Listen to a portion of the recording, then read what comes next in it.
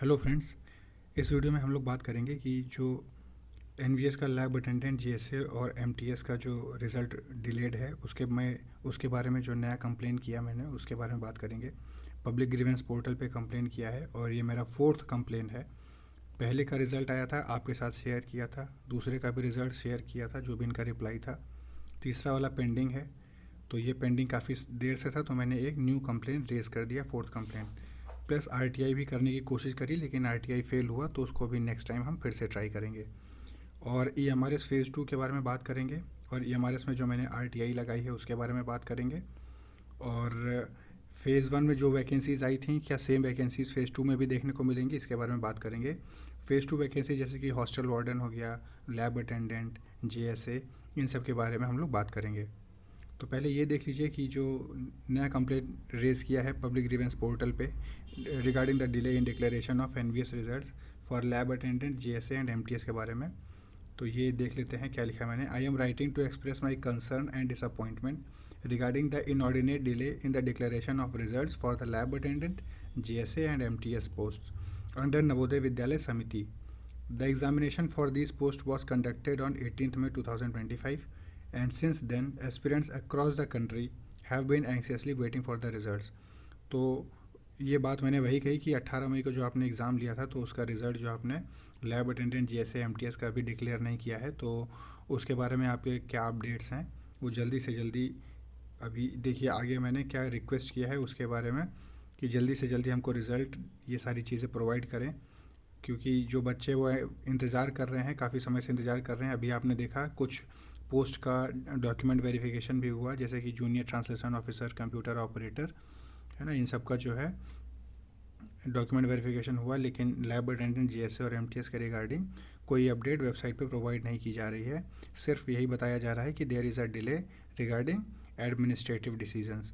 तो वो administrative decisions 18 मई हो गया, जून, जुलाई, अगस्त ख़त्म होने को है, तो इनका एडमिनिस्ट्रेटिव रीजंस ख़त्म नहीं हो रहा है।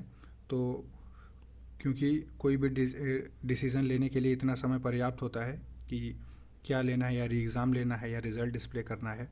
तो अभी इनका ये सब पेंडिंग है, तो उसके रिगार्डिंग फिर से कंप्लेंट है, आप पढ़िए कि this delay is causing immense uncertainty and mental stress among the candidates who have been preparing and waiting for this opportunity for a long time, है ना। तो अनसर्टेनिटी है, मेंटल स्ट्रेस है ना, कैंडिडेट्स के पास, और जो प्रिपेयर कर रहे थे for this opportunity for a long time, क्यों, हाँ भाई, लॉन्ग टाइम से प्रिपेयर करेंगे ही, क्योंकि मार्च 2024 का ये नोटिफिकेशन था।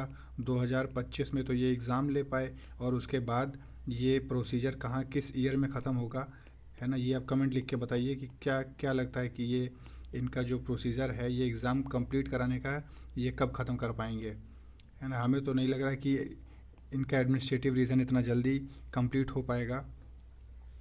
ठीक है, रिगार्डिंग वेरियस कंप्लेंट्स फाइल करी जा रही हैं, आरटीआई करी जा रही हैं, पब्लिक ग्रीवेंस पोर्टल पे कंप्लेंट किया जा रहा है।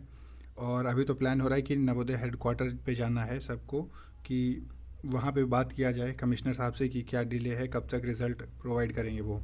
तो ये देखिए, the delay causing immense uncertainty among the candidates, फिर क्या है, and many of us are unable to plan our future endeavors both academically and professionally due to lack of timely updates।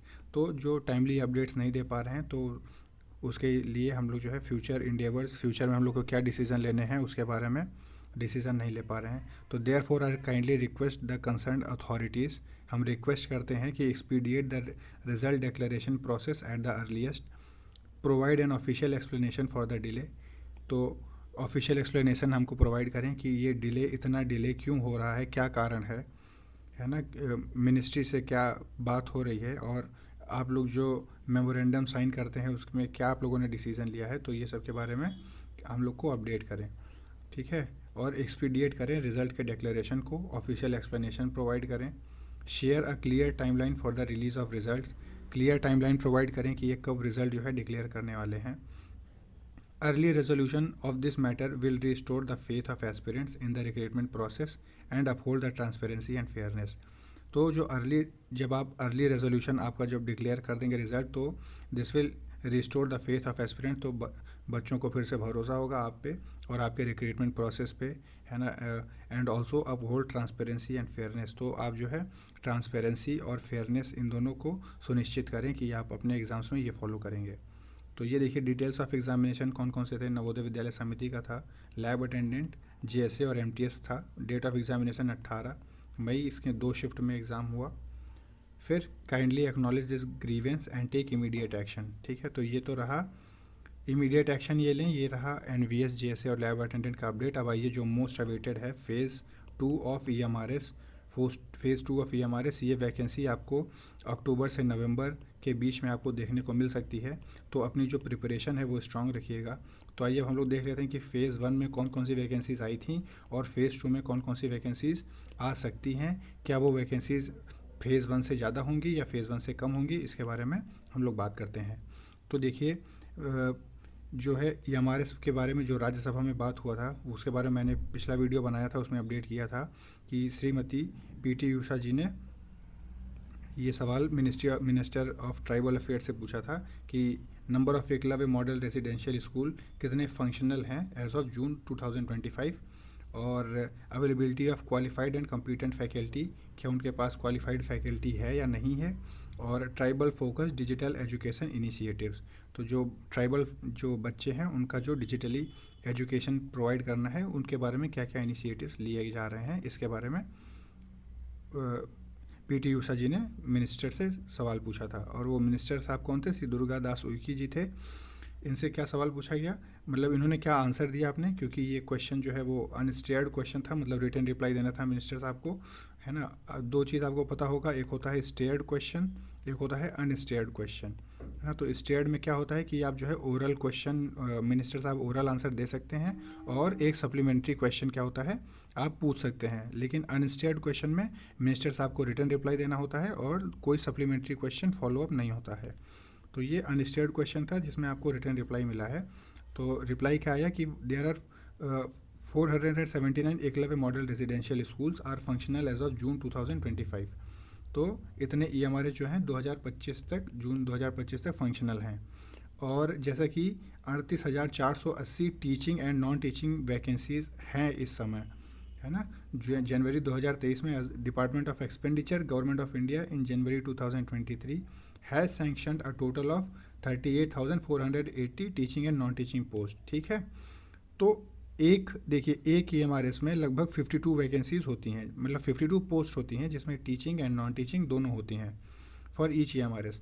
तो 479 ईएमआरएसेज हैं और 52 वैकेंसीज हैं, तो इसको आप मल्टीप्लाई करेंगे तो अप्रॉक्स 13,000 प्लस जो है वैकेंसीज जाएंगी, मतलब इतना पहुंचेगा, करीब इतना पहुंच जाएगा।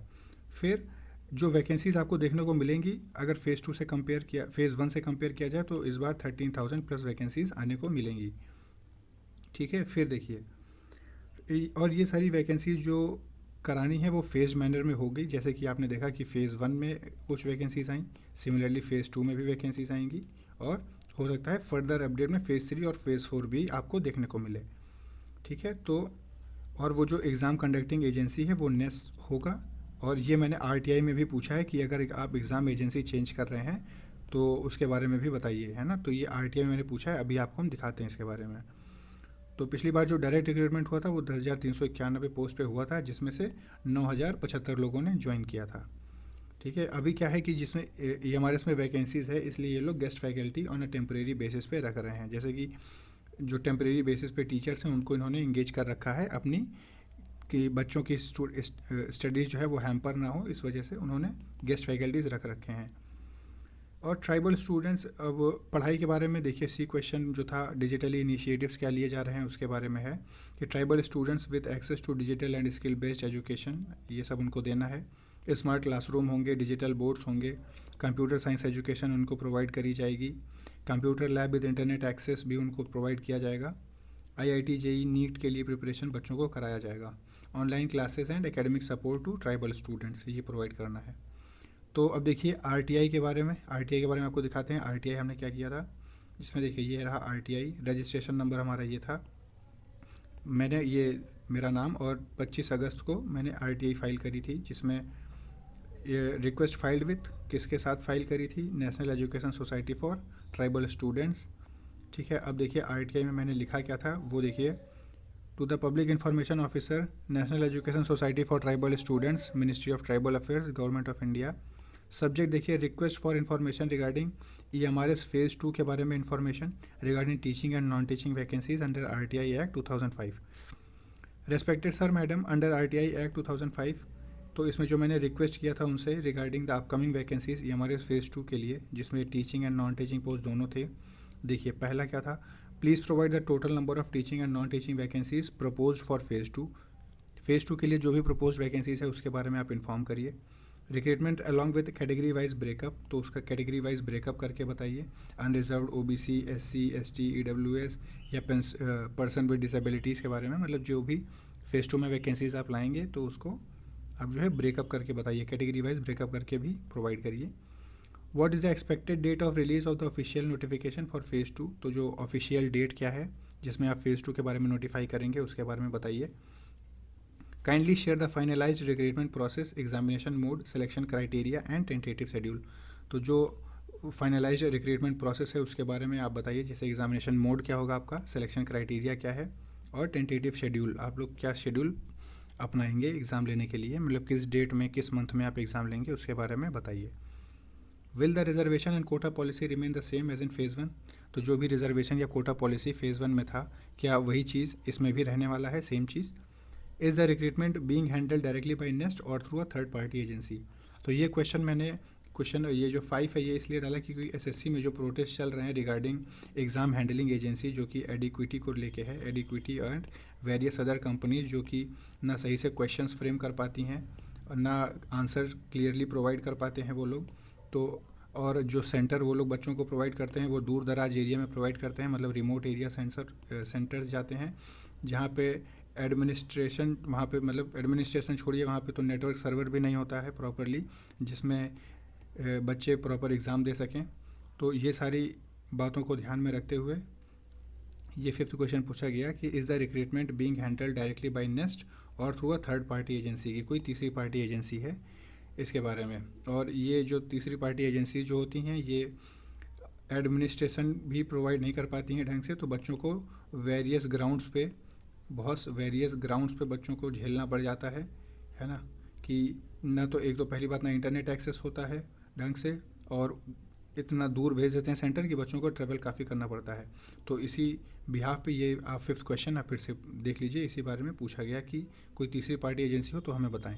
6 नंबर देखिए, are there any pending approvals for the ministry of tribal affairs और other authorities delaying the notification, क्या कोई पेंडिंग अप्रूवल्स है from ministry of tribal affairs या अथॉरिटी जो कि डिले कर रहा है नोटिफिकेशन निकालने में, तो कोई अगर प्रोवाइड अप्रूवल, कोई पेंडिंग अप्रूवल हो तो भी हमको जो है बताएं। फिर 7th पॉइंट देखिए, will the list of short listed candidates and answer keys be made public after the examination, तो जो शॉर्ट लिस्टेड कैंडिडेट्स होंगे उनके क्या आंसर कीज वो पब्लिक करी जाएंगी रिगार्डिंग एग्जामिनेशन। जैसा कि आप लोग को पता है कि जो भी अभी एग्ज़ाम नवोदय विद्यालय समिति का जो एग्ज़ाम है जिसमें लैब अटेंडेंट GSA और MTS का क्या है कि वो ना आंसर की रिलीज़ कर रहे हैं और ना ही रिज़ल्ट रिलीज़ कर रहे हैं, तो उसको इस बात को ध्यान में रखते हुए क्वेश्चन नंबर 7 फ्रेम किया गया कि क्या शॉर्ट लिस्टेड कैंडिडेट जो भी होंगे उनके आंसर कीज वो पब्लिक करे जाएंगे आफ्टर द एग्ज़ाम तो इसके बारे में भी वो बताएं। और 8 पॉइंट देखिए, has a budget for the recruitment already sanctioned, तो क्या जो बजट है for the examination of phase 2 क्या वो ऑलरेडी सैंक्शन हो रखा है या नहीं हुआ है, तो ये सारी I request you to provide the above information at the earliest, तो जल्दी से जल्दी आप हमें इस फेज़ 2 के बारे में इन्फॉर्मेशन प्रोवाइड करिए। यहाँ पे मेरा नाम, मेरी ईमेल आईडी। तो ये देखिए, अब जो फेज़ 1 में जो आए थे उसके बारे में हम लोग देख लेते हैं कि उनके नोटिफिकेशन में क्या क्या थे। जैसे देखिए TGT के रिगार्डिंग जो वैकेंसीज थी वो 5660 वैकेंसीज थी फेज़ 1 में। हॉस्टल वार्डन के लिए जो था 335 था, हॉस्टल वार्डन फीमेल में 334, तो टोटल जो वैकेंसीज थी 6329, मतलब 6329 वैकेंसीज हम लोग फेज़ 1 में देखे थे रिगार्डिंग किसके लिए, TGT और हॉस्टल वार्डन के लिए। तो TGT में जो सब्जेक्ट्स थे वो Hindi, English, math, social studies, science, ये सारी चीज़ें थी। और ये कैटेगरी वाइज ब्रेकअप है, आप चाहें तो इसको देख सकते हैं पॉज करके। और फिर देखिए TGT के और भी जो सब्जेक्ट स्पेसिफिक हैं, बंगाली, गुजराती, कन्नड़, मलयालम, मणिपुरी, मराठा, उड़िया, तेलुगु, उर्दू, मिज़ो, संस्कृत, संथाली, इन सब के बारे में भी आप देख सकते हैं। फिर देखिए miscellaneous category, teachers of group B. इसमें मिसलेनियस कैटेगरी में ये भी थे जैसे music, art, physical education trainer male, फिर पीईटी फीमेल, और लाइब्रेरियन की भी वैकेंसीज थी। तो लाइब्रेरियन की टोटल वैकेंसीज कितनी थी? 369 वैकेंसीज थी टोटल। ठीक है, तो ये सारी चीज़ें डिटेल्स। अब देखिए नॉन टीचिंग में जो हॉस्टल वार्डन की जो वैकेंसीज थी वो मेल के लिए थी टोटल 335 और फीमेल के लिए 334। अनरिजर्व में 137 और फीमेल के लिए अनरिजर्व में जो थी वो 136 वैकेंसीज थी। तो इस बार भी वैकेंसीज हॉस्टल वार्डन की इसी रेट पे आएंगी, मतलब इतनी ही वैकेंसीज आपको दिखाई देंगे, या इससे कुछ 1-2% प्लस भी दिखाई दे सकता है, क्योंकि न्यू जो EMRSs हैं वो इन 2 सालों में बने हैं। तो जो नए EMRS जब बनेंगे तो आपको वैकेंसी इंक्रीज़ होती हुई दिखाई देगी। ठीक है, तो ये रहा TGT और हॉस्टल वार्डन से रिलेटेड डिटेल्स। अब देखिए और आपको दिखाते हैं PGT जो दूसरी वैकेंसीज़ हैं, जो principal, PGT, accountant, junior secretariat assistant, lab attendant, है ना, इन सब के बारे में जो वैकेंसी डिटेल्स है। देखिए प्रिंसिपल की 303 वैकेंसीज़ थी, PGT से 2266, अकाउंटेंट से 361, GSA से 759, लैब अटेंडेंट से 373 वैकेंसीज़, है ना। टोटल 4062 वैकेंसीज़ इसमें आपको देखने को मिली थी। फ़ेज़ 1 की ये वैकेंसीज़ हैं। तो सिमिलर इसी लाइन पे आपको देखने को फ़ेज़ 2 भी मिलेगा, और इससे आप उम्मीद करिए कि आपको 2% वैकेंसी ज़्यादा ही देखने को मिलेंगी, 2%। तो 2% में जैसे ये 303 होगा तो मान के चलिए 330 या 335 के अप्रॉक्स आपको देखने को मिलेंगी। ठीक है, अब प्रिंसिपल की जो वैकेंसी थी वो डिटेल फॉर्मेट में ये देखिए, अनरिजर्व में 125, EWS 30, आप ब्रेकअप कर सकते हैं। अब PGT टीचर्स में ग्रुप बी के लिए English, Hindi, maths, chemistry, physics, bio, history, geography, commerce, economics, computer science, ये सारी चीज़ें आप देख सकते हैं वैकेंसीज कैटेगरी वाइज। अब PGT टीचर्स, ठीक है, स्पेशल जो है लैंग्वेज के हिसाब से मराठी, उड़िया, तेलुगु, संस्कृत, बंगाली एंड संथाली, ये सारी चीज़ें। अब देखिए name of post for non teaching post के लिए, जिसमें जूनियर सेक्रेटेरिएट असिस्टेंट, अकाउंटेंट और लैब अटेंडेंट। तो GSA में टोटल जो पोस्ट थे वो 759, अकाउंटेंट के 361 और लैब अटेंडेंट के 373। आप भी मान के चलिए कि इस बार लैब अटेंडेंट के जो पोस्ट होंगे वो 400 450 पोस्ट आपको देखने को मिलेंगे। सिमिलरली GSA के भी जो हैं वो अनरिजर्व्ड में 311 है, तो आपको 350 के अप्रॉक्स आपको GSA, और अकाउंटेंट जो है 147 है, तो ये अप्रॉक्स आपको 200 वैकेंसीज देखने को मिल सकती हैं। ठीक है, तो आप अपनी जो है प्रिपरेशन वो लगातार कंटिन्यू रखिएगा एकदम, और आपको ये वैकेंसीज़ अक्टूबर से नवंबर के बीच में, है ना, नवंबर लास्ट तक आपको देखने को मिल सकती है। और जब नोटिफिकेशन आ जाएगा तो फिर आपको ज़्यादा समय मिलेगा नहीं प्रिपरेशन करने के लिए, तो प्रिपरेशन आप अपना कंटिन्यू रखिए। ठीक है, तो ये रहे डिटेल्स। अब देखिए प्रिंसिपल की जो सैलरी स्ट्रक्चर जो होते हैं, लेवल ऑफ पे, प्रिंसिपल के वो लेवल 12th का होता है, PGT टीचर्स का लेवल 8 और अकाउंटेंट का लेवल 6, जूनियर सेक्रेटेरिएट असिस्टेंट का जो पे लेवल होता है वो लेवल 2 पे है, लैब अटेंडेंट का लेवल 1 पे स्केल होता है। ठीक है, तो ये अब ये जो मोड ऑफ एग्जामिनेशन होना है ये OMR बेस्ड होगा, पेन एंड पेपर पे होगा। ठीक है, तो इस बात का आप ध्यान रखिएगा। अभी बाकी डिटेल नोटिफिकेशन जब फ़ेज़ 2 का आएगा तो फिर से आपको अपडेट किया जाएगा। फिलहाल ये सारी डिटेल्स थी जो आपने देखी फ़ेज़ 1 और फ़ेज़ 2 में। तो आप अपनी पढ़ाई को कंटिन्यू रखिए, और जैसा कि मैंने बताया कि फ़ेज़ 2 आपको जल्दी से जल्दी देखने को मिलेगी, लैब अटेंडेंट, GSA और MTS की पोस्ट। ठीक है, तो प्रिपरेशन मत छोड़िएगा। और रही बात NVS की जो कंप्लेन के बारे में है वो मैंने आपको बताई, लैब अटेंडेंट, GSA, MTS, तो कंप्लेन मैंने PG पोर्टल पे भी रेज़ करी है, और RTI भी करने की पूरी कोशिश चल रही है, क्योंकि RTI इनका वेबसाइट एक्सेप्ट नहीं कर रहा है, फेल हो जा रहा है। तो उस पर हम लगातार काम कर रहे हैं कि RTI भी फाइल कर दें। ठीक है, तो अगर ये सारी वैकेंसीज़ हैं आप ध्यान रखिएगा। अगर आपको ये वीडियोस ठीक लग रहे हो तो प्लीज़ चैनल से जुड़ जाइए, लाइक और सब्सक्राइब जरूर करके रखिए, ताकि और भी फ्यूचर के जो नोटिफिकेशंस हैं वो आप तक हम इजीली पहुंचा सकें। Thank you very much. और प्रिपरेशन ज़रूर अपना स्ट्रॉन्ग रखिएगा, अपने नोट्स वगैरह रिवाइज़ करते रहिए। ठीक है, और कोई दिक्कत आती है तो आप कमेंट सेक्शन में लिखिए, आपको नोट्स भी प्रोवाइड किए जाएंगे। जो भी सब्जेक्ट हो, history, geography, polity, economy, science, जो भी चीज़ आपको प्रॉब्लम कर रही है आप उसमें कमेंट सेक्शन में लिखिए, आपको नोट्स प्रोवाइड कर दिए जाएंगे उसके। Thank you very much for watching this video.